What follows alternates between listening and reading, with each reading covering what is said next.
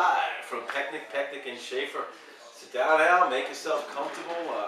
I know his dad for a long time, great football coach at Hewlett High School, and I know there's a passion out there for MMA. They get in the ring, the octagon, they go at it, and he was a great wrestler at Wantagh High School. Now he's undefeated as a pro with MMA, and let's welcome in Al Iaquinta. Woo! All right. Al, for all the young kids in Long Beach listening who want to get into MMA, what would your advice be? First off, let me tell you something, Howie. I've been wanting to be on this show since I was in 10th grade in high school. Okay. And then I used to follow you. You know, you did the wrestling, but what was your question? What would advice you give to kids who want to get into MMA? Wrestling. Wrestling in high school. I think it all starts with the wrestling in high school. When most kids they're not really, they're not too focused on anything. Maybe, you know, get in the wrestling room, you know, you get a regimen down of training, you know, you're watching your diet, you're getting ready for that match, you know, coming up, and it really keeps you focused on your athletics. And yeah, definitely wrestling in high school. Then you got to find a good gym.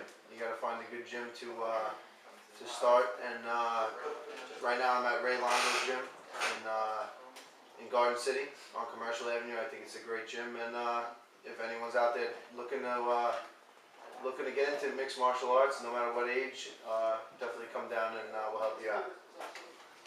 Al, what's the feeling like when you get into that octagon and thousands of people are screaming and it's basically you or him? One of you's going down. What's that feeling like? You don't really realize it till after. You get in there and you're kind of just running on instinct. All the training that you did in the gym is that's what's going to come out in the fight, and you know, if you didn't put the time in, you're probably not going to come out on top. So you got to make sure you put the time in, and you get your hand raised at the end, and it's one of the best feelings, the best feeling I've ever experienced. You put weeks and months into preparation. I saw one of your bouts on YouTube. You eliminated the guy, knocked him out in 15 seconds. I mean, you went at him, and he was gone in 15 seconds. Describe what that was like. It was kind of like I saw a football game this weekend. The Jets and the Patriots. Oh no! And that's the end of Al's segment. But yeah, no, it was. You know, I went in there and the guy was he was a very good jiu-jitsu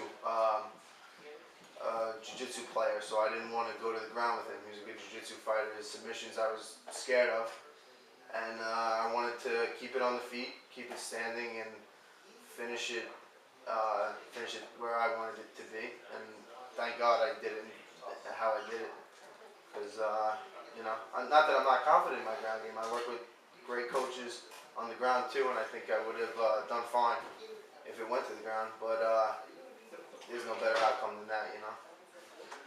Absolutely. All right, let's give it up for Al Iaquinta. Great job. And one thing, Al, you broke your hand 3 times, but you are training to get back into the ring. Yeah, I just got back. You know, I'm slowly getting back into training. So I'm getting ready. Hopefully, you know, April, May, I'll do some kind of competition, and yeah, slowly getting back into it. All right, we'll walk to the comeback, and now we'll go from MMA to hockey. Good segue. The hockey spin with Tracy Lynn. Take it away, Tracy.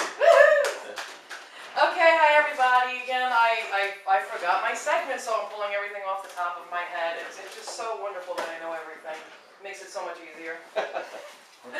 I want to talk about the All-Star Game a little bit. It's coming up on the weekend of January 29th. They did try a new format this year, and well, let's just put it this way. The only way all 30 teams are going to be represented at the All-Star Game is in Stanley's Guardian Project.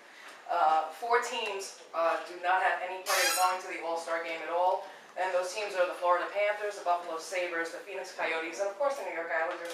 Although congratulations to Michael Grabner, number 40, over at the Islanders. He was chosen to represent in the rookie skills competition. He's a very good player, very fast. He's like averaging a breakaway a game. He's fun to watch. And congratulations to him for making it to the Rookie All-Star Game. I am extremely disappointed that all the teams will not be represented. I mean, Phoenix could have easily sent Shane Doan. You know, I mean, Florida, Buffalo, even the Islanders, it just, you know, throwing like a John Tavares guy. You know, there are players that can play that, you know, it's, the All-Star Game is to showcase the NHL as much as the Winter Classic, which is really becoming a showcase for Sidney Crosby and Alex Ovechkin, to tell you the truth. But the All-Star Game is to showcase all of the talent in the NHL from each team. And this year, it's really a shame that all 30 teams are not being represented. I'm disappointed personally, and I hope they go back to having all teams represented. The team captains, I said there was a new format this year. Team captains have been chosen. The All-Stars actually chose the team captains this year. And the choices were Eric Stahl from Carolina Hurricanes and Nicholas Lidstrom from the Detroit Red Wings. And the interesting part is that these two captains are now going to do a live draft 2 days before the All-Star Game, and they're going to choose their teams. So that's a really fun little spin on it. So it's kind of a, you know, double-edged sword for me this year. It's like, it's really cool that they're doing that, but it's really just a shame that they're missing the quality players that belong there as well. The Rangers did pull off a trade last week. They traded Michael Roosevelt for Wojtek Wolski. That was a trade with the Phoenix Coyotes. Rangers may have gotten away with this one. You know, on the surface, it looks like they did. They traded a 32-year-old who's declining for a 24-year-old with an enormous amount of potential. But, you know, Wojtek Wolski, he's 24 years old. He was drafted 21st overall by the Colorado Avalanche, and this is actually his third team since 2004.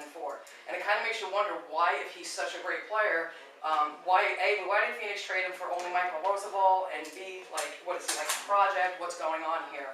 So we'll see how he goes. He started out very well for the Rangers so far, and, you know, I wish him the best. I hope he continues. I think he's a big kid. He's 6'4", 220 pounds, and he's got an immense amount of talent, and I always loved watching him when he played with Colorado and Phoenix, so I hope he excels, but, you know, don't get too excited just yet, Ranger fans.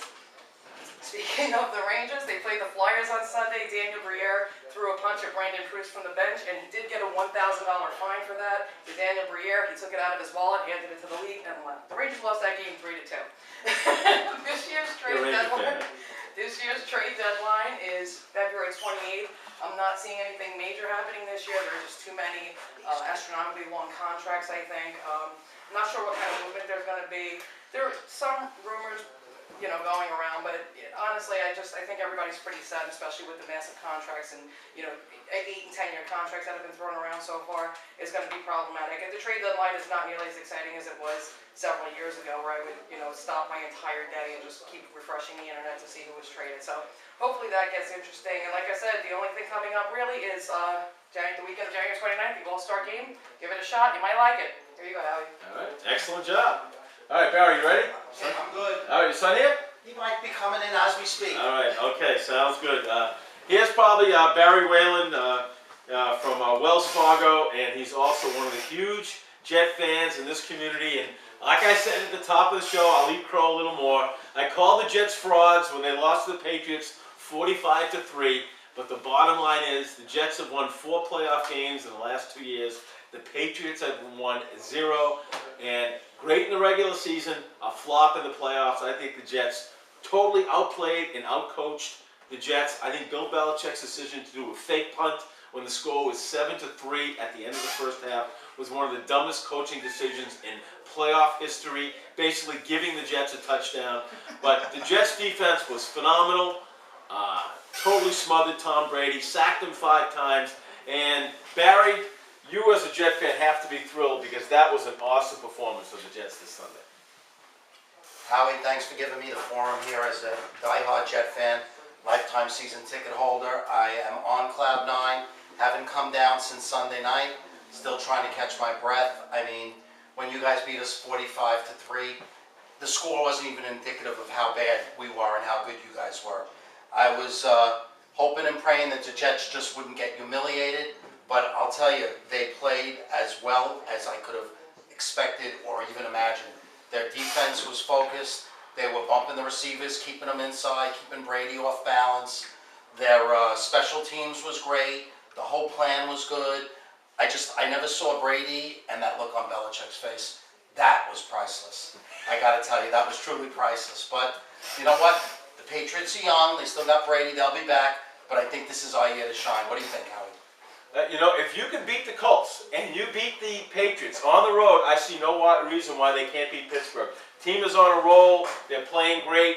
I see, you beat Peyton Manning and then Brady. I thought the key to the game was when the Patriots got the 2-point conversion and cut it to 14-11. The stadium was rocking. The Patriots had momentum. The Jets answered the long pass to Cotry. They scored a touchdown. They silenced the crowd. They regained the momentum, broke the Patriots back. I thought that was the key to the game right there.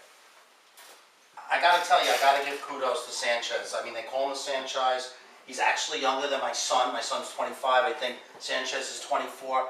I think as the pressure builds, he seems to thrive in it. He's calm, cool, collective. He's got a lot of weapons, but he just seems to make the plays when they need them. And Cotry is like one of the unsung heroes. I've always liked them. The big names are Holmes and Edwards. They get all the headlines. They do all the cartwheels. They're maybe not the greatest characters in the world, but they're great athletes. But Cotry just quietly does his job, a true professional, and I'm glad that he's part of our team. Got to give the Jets props. I've never seen the Patriot offense stymied like that. It was like every time Brady went back to pass, looked left, looked right, looked in the middle. Everybody was covered. The Jets really had a great defensive plan because nobody, Welker, Branch, Gronkowski, Hernandez, they couldn't get open all day.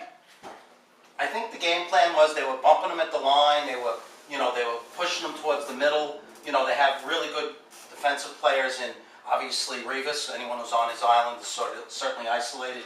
Cromartie played big, and even Eric Smith. I mean, they all really had a great game plan, and they really executed well. And I've never really seen Brady that confused. I mean, he's an all-time great. He's an instant Hall of Famer. I respect them, and I know they'll be back. But again, I got to give kudos to the Jets. They played really great game plan. I hate to say this, but the Patriots are becoming like the Atlanta Braves. Hate to say this. Great in the regular season, but a flop in the playoffs. Barry, thank you very much, and good luck. Last question. Are you beating the Steelers on Sunday? Well, I heard a good analogy on the radio today when I was listening. They compared Ben Roethlisberger to like a grizzly bear because you hit him and you don't go down. So it's a little bit of a different animal than Brady. Brady is stoic and so is Manning, and you can't give him time and he'll pick you apart. But the problem with Big Ben is you could hit him and he'll still stand up and he'll fight you off and he'll run and scramble and he'll do it. But I think we'll one-up him and I think we'll do it better. I'm really psyched. It's on my bucket list. We're getting to Dallas. All right, sounds good. I give the Jets props. They were the much better team. Sorry I insulted your Braves. Let's bring up my main man, Walter Searcy.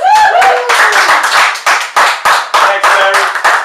Great win this week for the Thanks, Jets. Howie. And Sunday really, for me, was, until the Patriot game, was a great day.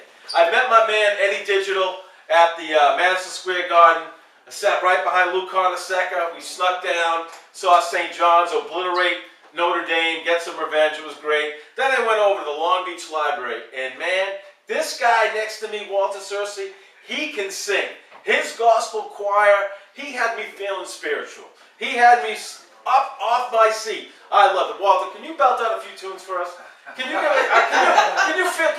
I want to feel it. I felt it Sunday. Can I feel it again on Tuesday night, Walter?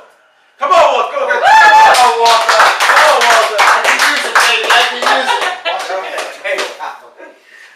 I was young, but I recall singing songs was mother's joy. As the shadows gathered at the close of the day, and I'd sit upon her knee in those days that used to be, as she sang of God's amazing grace. All right. Oh, man, he's awesome. I tell you, this man is such a great guy. He's done so many great things for the community. Walter, we've got to talk about this.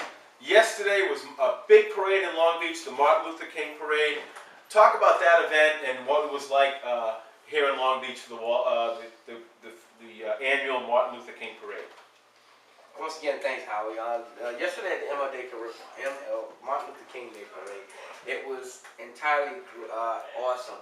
This was the biggest turnout that we've had in 10 years. I march in the parade every year myself. But this year, I got the opportunity to film it because the Martin Luther King Center hired me to do the photography and the videography of the parade. This year, the Grand Marshal was one of the Tuskegee Airmen. If those of you that are out there that know about the Tuskegee Airmen, they were one of the most powerful forces in World War II. This guy was a Grand Marshal. He came out. I mean, he just came out in just good spirits. We had just everybody in Long Beach, everybody who was somebody that was there. We had Mike Fagan there. We had Warren Bay there. We had Jimmy Torres, Mike Cruz from the from the Hispanic organization. We had, I mean, it was everybody. Denise Ford, state legislator. I mean, everybody who was somebody was at the MLK Day Parade yesterday. And we had a keynote speaker, one of the prominent lawyers here in Long Beach, and it was just a totally awesome day, you know. And like I said, it was the largest turnout that we ever had since they've been having. All right, let's give it up for Walter Searcy, my man. We're going to take a break, and after the break, my main man, Eddie Digital, the business of music. Nobody knows music like my man Eddie here in Long Beach, so we're going to take a break.